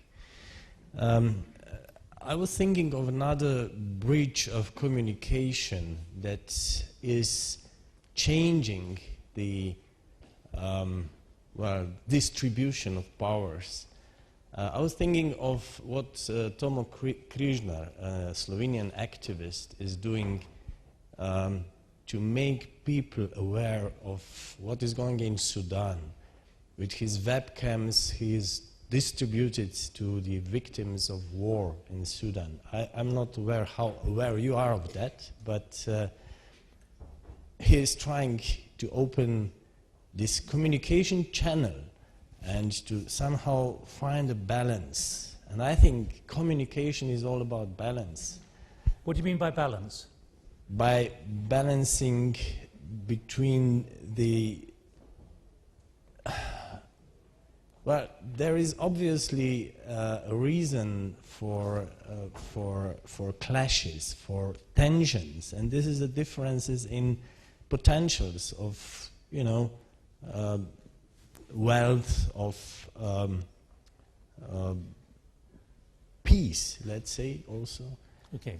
And well, what I was trying to ask or to say is that what we should try to get to with this communication, I think, is to try to extend our notion of me, myself, mine, beyond our skins, or state beyond the borders of their borders. Okay. Would this not help? Thank you. Anyone else wanting to come in? Yes, please, down here at the front. Anyone else further back? Or put up something white so I can see you. Is there a hand going up there? No, here, please. Oh, you. I'm sorry, I beg your pardon. Yeah. Yeah. Thank you, sir. On this particular issue? Yeah, on this issue, Blaž Golob Center for E-Governance Development for Southeast Europe is a public-private partnership of governments and corporates. So an issue, what it is that we have good ideas already embedded into the long-term policies, like smart, inclusive, sustainable European Union, but by 2020. But the problem is that there is a lack of delivery, because there is not a proper delivery of policy commitments. So here I would just go back to the 3 years ago debate, when the whole liberal model was on stake. Either we need more governments, more politics, or less. So it was usually considered as more governments, but the issue is what kind of governments. And today governments are not responsive, are not inclusive. Many of them we can face in Spain, all around Europe or in Middle East. And that's a problem, because when this issue of governance will be tackled in a proper way and delivery of services for citizens, business community, or international affairs, then we would have also a nicer world. Just one add I would have, that the whole world is not in crisis. West is in crisis. I'm really happy to see China growing, good models in Russia, and I would just ask Minister to present briefly a Skolkovo knowledge city, city of the future, what is the plan and what they built. And those are the things of building knowledge society in the long run, and where there is a power of the future. Thank you, Mr. Chairman. Thank you. Foreign Minister, let me pick that up with you. Governments are not responsive, not inclusive enough. He mentioned several governments in Europe. This comes back to your original point about the mentality of understanding what the challenge is. Yeah, well, I said at the beginning that how we'll run international relations in the future, it will have to be in the partnership of governments with non-state actors. So I don't know whether the governments are now non-responsive. I think we are now in the middle of the changes, and so it's difficult to see now the change already. But I think that we are moving in that direction when more and more non-state actors will affect. On Egypt, I was thinking when Salem was speaking that with this Twitter, Facebook revolution, important element probably was a certain privacy of this media, because not only that people in Egypt didn't have the venue to express dissatisfaction or their ideas how to run or how to live better, but that it was also probably dangerous to express too much criticism of the system. And here is probably where Facebook provided a certain kind of anonymity, at least how people feel being on Facebook.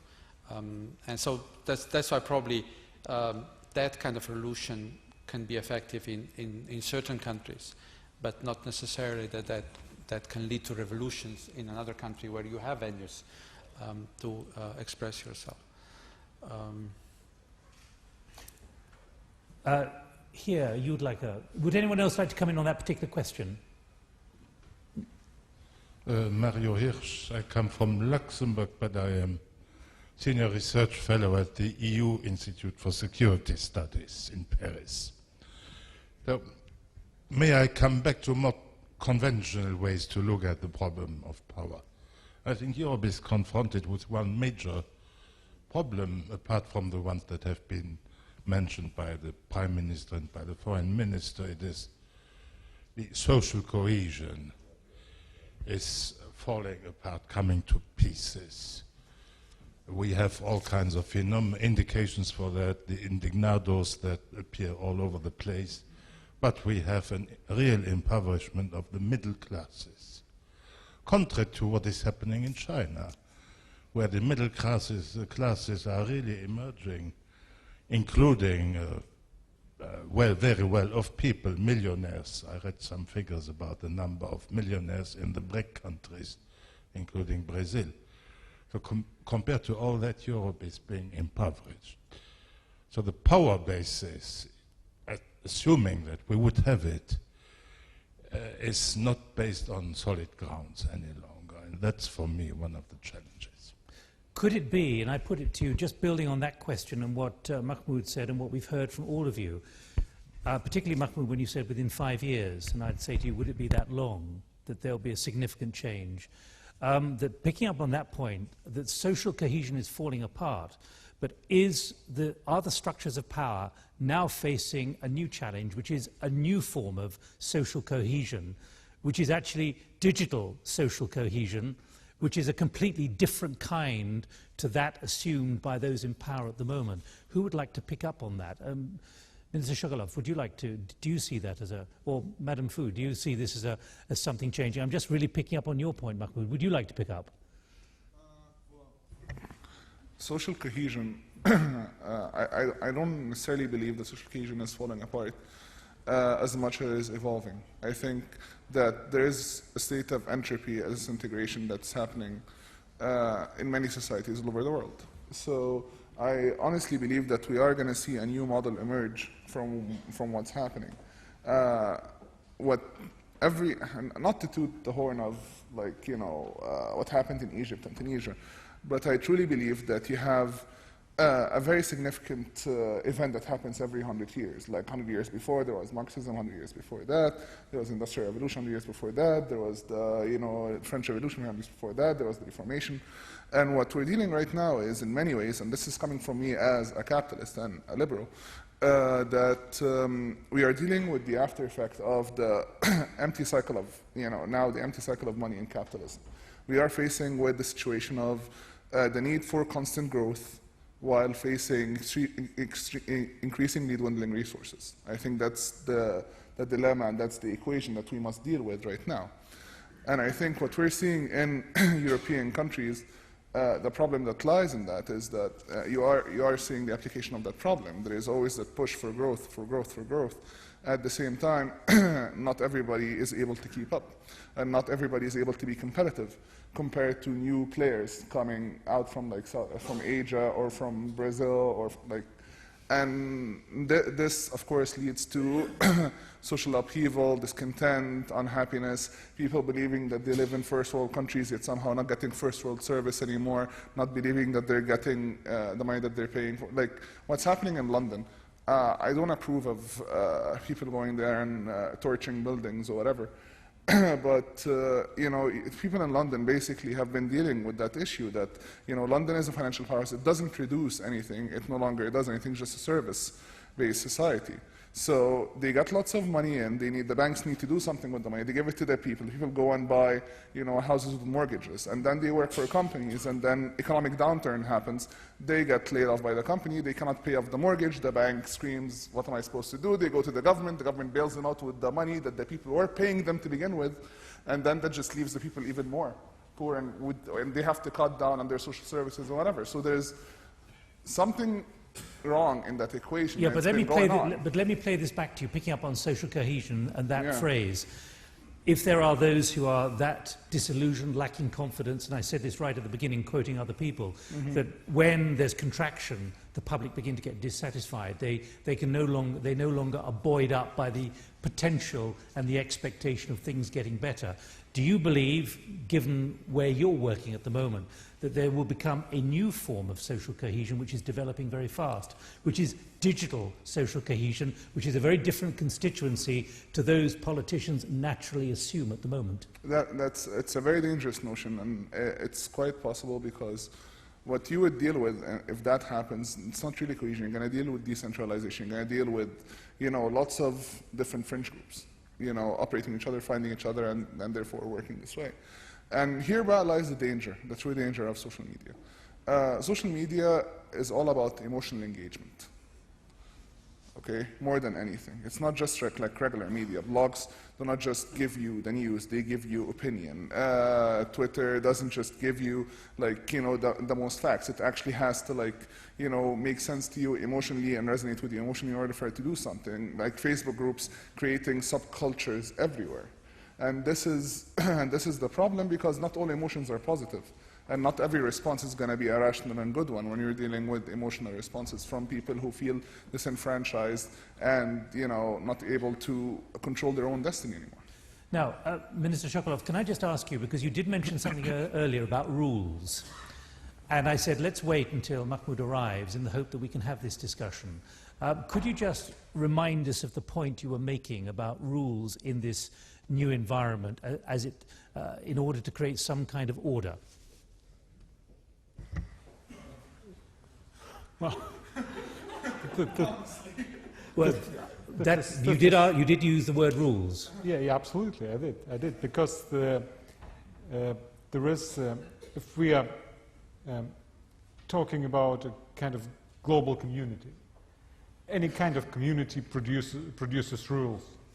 So, as Mahmoud said, there is a lot of negative emotions and motives that are moving people, that are behind all of those social media the new elements in the internet.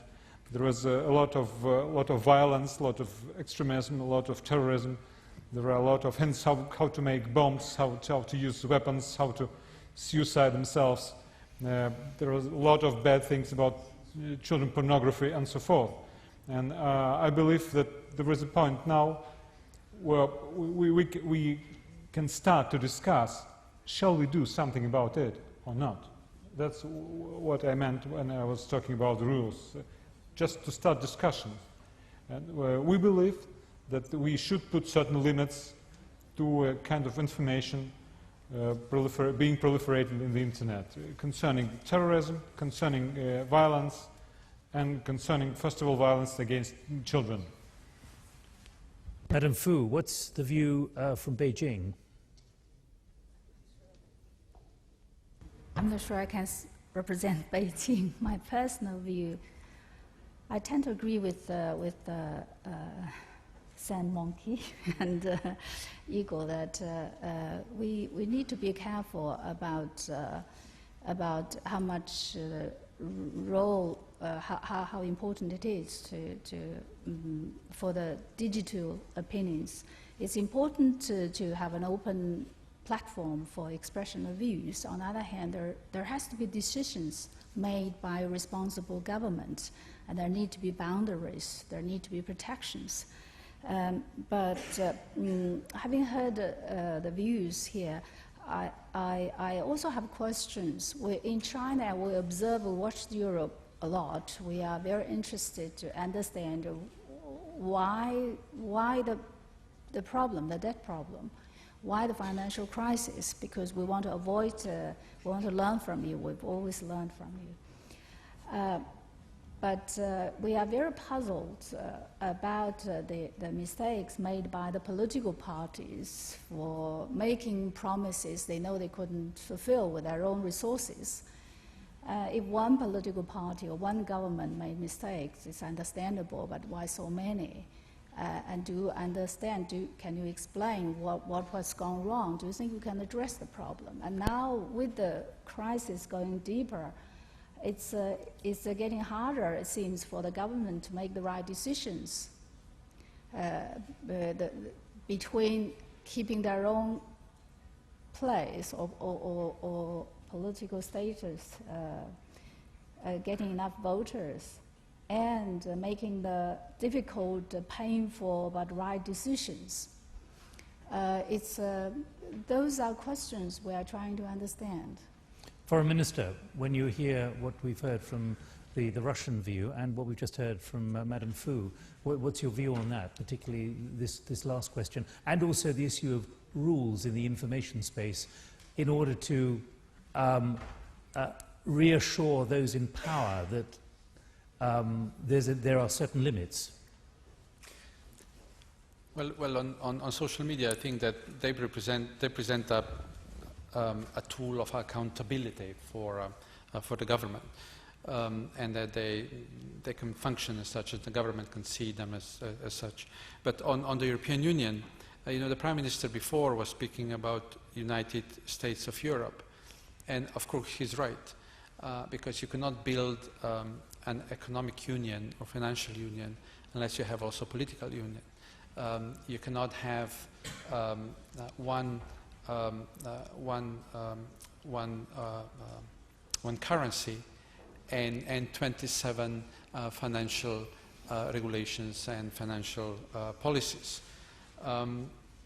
So that's why he's saying we need United States of Europe, and that's the way how we can save Europe and how we can keep it strong and as a power and player in the future.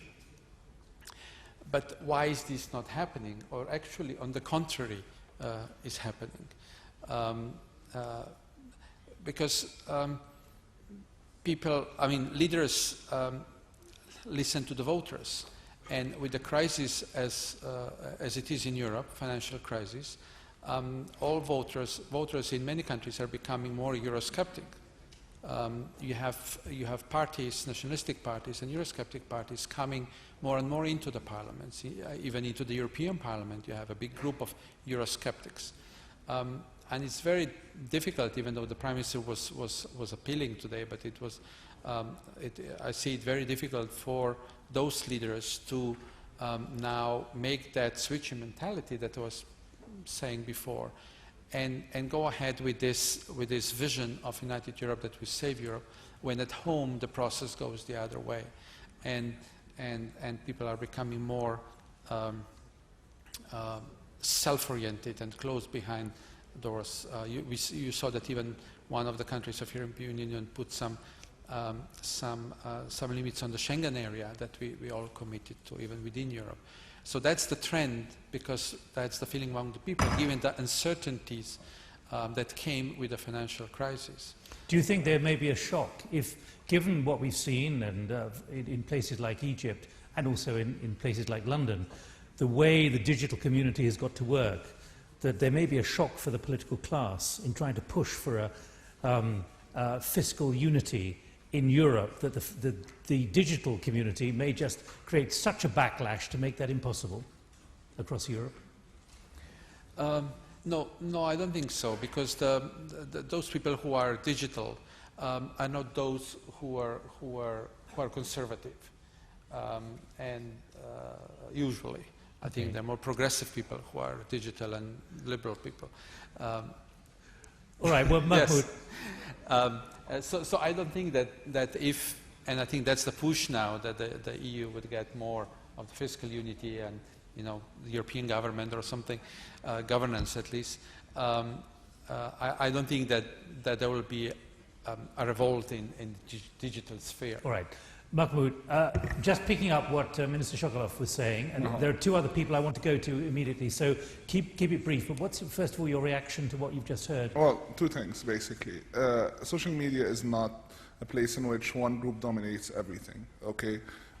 Anybody, it's a two-way conversation, which means that anybody can go in, and if they know how to frame their debate and frame their arguments, they can win ground and they can win support, and they can change the conversation to their favor, like every other medium there is. So it's not going to be the people inside being opposed to just whatever is outside. It doesn't operate like this. It just depends how are people outside able to actually also engage with the people who are connected as well. That's number one. Number two, personally speaking, I am completely against any form of trying to regulate the internet. Do you think it could even happen? I don't think it's possible. And I think that, and even our own government admitted to that. Like 3 years ago, there was a big case, and the people who argued against, to ban blogs, people who argued against the blogs was actually the lawyer from the communication ministry. Because he said it's, the idea is the idea of application, practical application of it. You know, you're not going to be able to keep up every single time. You know, you're dealing with a website that you need to block, whatever, because people can change the URL, people can change the proxy. And if you brought one of those self-learning systems that exists in the Gulf, whatever, those are, you have the issue of scalability. You know, in Saudi, they managed to monitor the internet and control the internet because they started doing the monitoring as the internet grew. You know, but internet users in Europe right now, all over the world, in order for you to do that kind of infrastructure and that manpower, and that's a huge project. Right. Okay, we've got about 6 or 7 minutes to run, and then I've got bad news for you. You don't get coffee. Edward Mortimer is going to be up on the platform shortly, so don't assume you can go and relax in what I assume the sun's out there. There's much more work to be done. Now, two of you have the microphone here, and the gentleman there. My name is Hassan El-Laythi from Egypt. My name is Hassan El-Laythi from Egypt, and it's a pleasure to be here. Actually, I have a general comment in the discussions, and I will echo some of the views mentioned here. For I tend to see the power that should be with constructive impact on the society, not on the other way around. So I believe that the power of that nature should be consensual, that the majority of the powers within the society should go to the same direction, otherwise they will go against each other. That's why a kind of national consensus that we would like to do it together, that means inclusion of most of the people within the society, is of utmost importance. and to maintain that link of from the politicians to the people should be also maintained, not only through the internet, which is very important media and the environment, but for the countries like Egypt, many do not reach to the internet. That's why the reach out to the people or the grassroots in different levels of the society. There are mobile phones as well, not just the internet. Yeah, but even though maybe those people are not the right people to be reached out by the mobile phones. Yeah, you have to have that kind of direct contact with the people. You have to include them in the decision-making process, so at the end, politicians will be able to reflect their decisions according to the needs from the society. Thank you. Thank you. You have the microphone. Thank you. Thank you. My name is Jin Chunsheng. Actually, I'm a business manager. I came here to find out some business opportunities, but then I think this is political issues. But I'd like to say a few words about my opinion. I think the development of a digital community is a very good thing because that can quickly reflect the opinion of some of the people in the society to the government. So the government can respond quickly, and also government can know something about the people's opinion, so that they can adjust their policy and take actions gradually.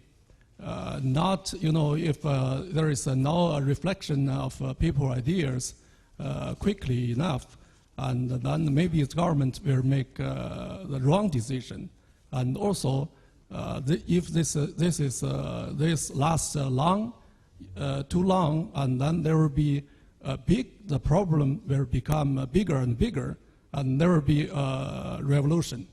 I don't think revolution is a good thing for the society. I think the gradual reform is good for the society. At last, I like to say that the good governance is from the combination of the political system and the suitable political system with the local culture and practice.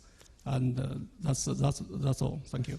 Thank you very much indeed. We're coming to the end of our time, and I'm going to ask those on the platform to just reflect. We've realized that there are major challenges, that things are changing very fast, and you've been party to the discussion as well. We've accepted that there are now real new frontiers that are going to have to be crossed, particularly among the political class, when it comes to the power of the future.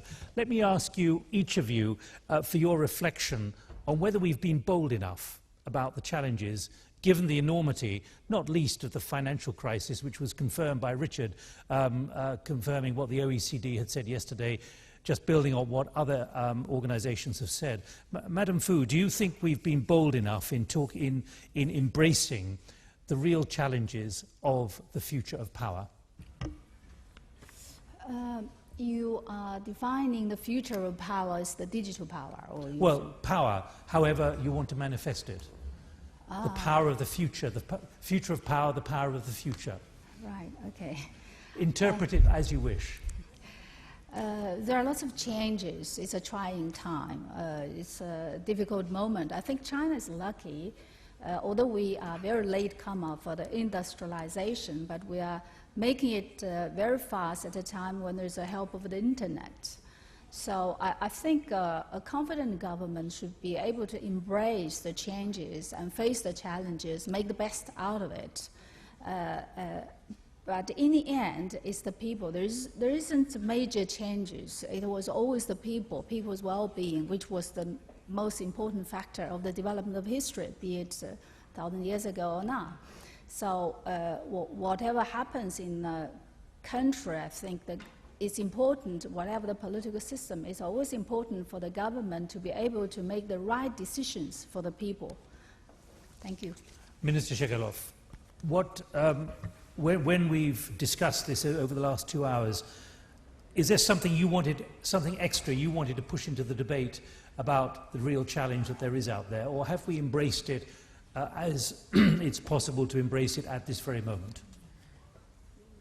I believe that things develop much faster than it was 10 years or 20 years ago. And it means that the power, the states, and the international community have all to be more flexible, more transparent, and much, much smarter than before. Foreign Minister. I think we are in the middle of the storm. I think, and that's why we can't see clear what will come out of it. I think that it's like hurricane, everything is moving around. As I mentioned in the beginning, from the new countries coming into the international arena, and not yet clear how this multipolarity will work. With all these new non-state actors being more important and more important, yet also not clear how they fit into the current system of international relations or international systems. And then, of course, the whole digital era or technology that we discussed a lot. That is also not clear how because it's so untouchable. It can just appear out of nowhere like it did in Egypt, or it doesn't. And so I think we were discussing a lot, and I think it was very interesting discussion. But I think it's difficult to see at this moment how the world will change and what will be that, as you mentioned several times, what will be that change in mentality that will bring us out of this storm. Richard Boucher, you kindly gave up your seat for Mahmoud when he came, but you do have a long career in public service where there have been significant changes. You're now at the OECD. When you listen to the debate, have we, do you think, embraced just how profound and fundamental the challenge is now? I think, you know, what I described at the beginning was the interim assessment. You know, it's not the permanent condition of mankind. It's not the permanent condition of the G7. This too shall pass. The only permanent thing is change. And the changes we're dealing with now, we're in the middle, in parts of the world, is a very profound banking and credit crisis. These take longer to solve, always have, than normal business cycle downturns. But someday it will be over, and we'll figure out a way out of this, for better or for worse. In the meantime, there are others who are doing quite well. So it's not a permanent condition, it's not a universal condition, whatever you're looking at right now as an interim assessment. What is going on in some of these bigger things is that people who were voiceless before, people who were being ignored before, have voices now, and the velocity and the voice has gone a lot farther in society, has gone much more widely. When that happens, you need to figure out how to include people. The technology will keep changing, it'll keep getting cheaper, and more people are going to be added to that. It'll go from the middle class to the poorest of the poor. You can tweet on a cell phone, and that's going to be happening more and more. So the issues of economic inclusion, social inclusion, political inclusion are going to be the ones that remain with us whenever we get out of this mess. Richard, thank you. Mahmoud, very kindly and with great patience, you've parachuted into this. I hope you've picked up all the threads of where we started. But here we have those in the policy field. You actually don't have any responsibilities in the policy field. I am running for election in two months, so I might.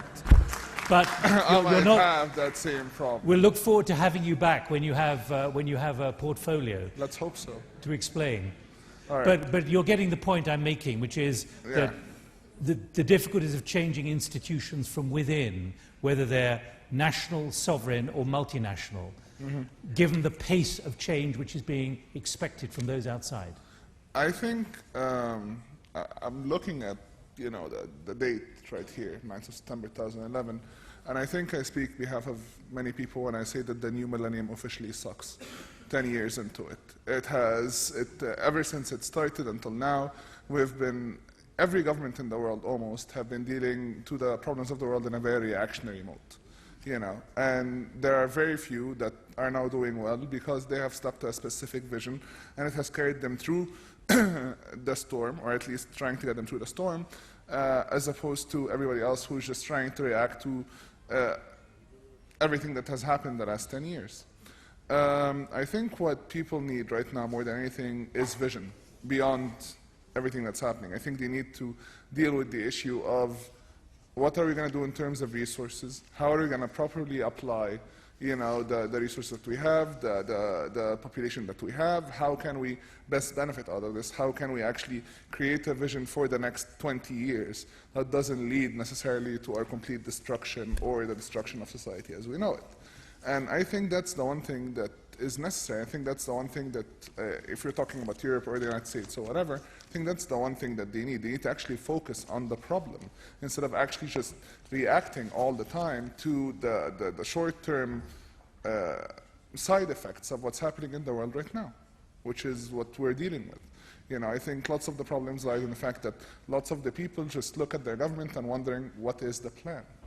You know, and nobody's giving them a plan, or one that will tell them that in 10, 20, 15 years will actually resolve all of those issues that we're having. So I think if we can manage to give people some hope in that regard, if we can actually manage to show them that, you know, there is some sort of plan, that people actually understand the problem and can work to actually resolve it, I think we might actually see a future, you know, irrespective whether or not you're in power in it or not, but at least you're going to have a future. Mahmoud Salem, Sand Monkey. I'm not sure which name to use, Mahmoud or Mahmoud Salem. I okay, think that works. Although everyone knows you as Sand Monkey, or the blog Rantings of Sand Monkey. Thank you very much indeed for making it here. And Madam Fu Ying, who is Vice Minister for Foreign Affairs for China, thank you very much indeed. And Minister Shogolov, thank you very much indeed. Minister for Telecommunications and Mass Communications for the Russian Federation. And of course, our host, Minister Zhiboga, thank you very much indeed. And Richard, thank you very much indeed for putting in the OECD view to bring us down to earth and stepping in at the last minute. And thank you all very much indeed. Edward Mortimer is going to be here talking about the new order in the Mediterranean.